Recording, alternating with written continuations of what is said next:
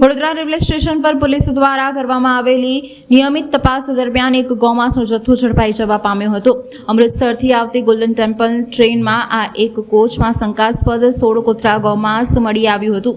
આ ઘટનાની જાણ થતાં જ રેલવે પોલીસ અને સ્થાનિક પોલીસ તાત્કાલિક ઘટનાસ્થળે પહોંચી ગઈ હતી અને પરિસ્થિતિનો તાંગ મેળવ્યો હતો। સૂત્રો દ્વારા મળતી માહિતી અનુસાર પોલીસને ટ્રેનના એક બિનવારસી લાગતા પાર્સલમાંથી આ શંકાસ્પદ માંસ મળી આવ્યું હતું। માંસને તાત્કાલિક જપ્ત કરવામાં આવ્યું છે અને વધુ તપાસ માટે ફોરેન્સિક સાયન્સ લેબોરેટરીમાં મોકલી આપવામાં આવ્યું છે। આ રિપોર્ટ આવ્યા બાદ જ ખબર પડશે કે આ ખરેખર ગૌમાંસ છે કે નહીં। આ ઘટનાને પગલે વડોદરા રેલવે સ્ટેશન પર થોડા સમય માટે તંગદિલીનો માહોલ સર્જાયો હતો।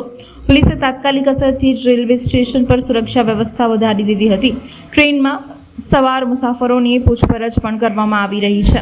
આ પાર્સલ કોણ લાવ્યું હતું, કયા હેતુથી લાવવામાં આવ્યું હતું, આ અંગે પોલીસ તપાસ કરી રહી છે। આ ઉપરાંત ટ્રેનના અન્ય કોચમાં પણ તપાસ કરવામાં આવી રહી છે, જેથી કોઈ અન્ય શંકાસ્પદ વસ્તુ મળી આવે તો તેની જાણ થઈ શકે।